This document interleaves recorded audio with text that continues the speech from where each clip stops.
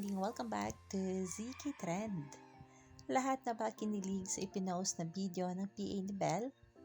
Pinag-uusapan na nga ang pinost na video ng PA ni Belle na kung saan makikita nga dito sina Donnie at Belle na sabay ngang naligo habang nagbobomba nga si Donnie ng tubig. Ito nga ay behind the scenes sa series ng Don Bell na How to Spot a Red Flag na talaga namang pinag-uusapan na sa social media.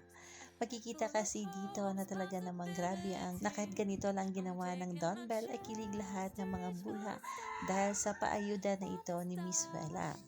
Ayon nga dito sa komento ng isang bula sa Facebook. Find yourself a guy na magbabomba ng tubig na ka-Rolex para sa iyo. Sa pagigong sa bomba by partner na rin pala. Maraming ang kinilig na mga taga-suporta ng Don Bell dahil dito.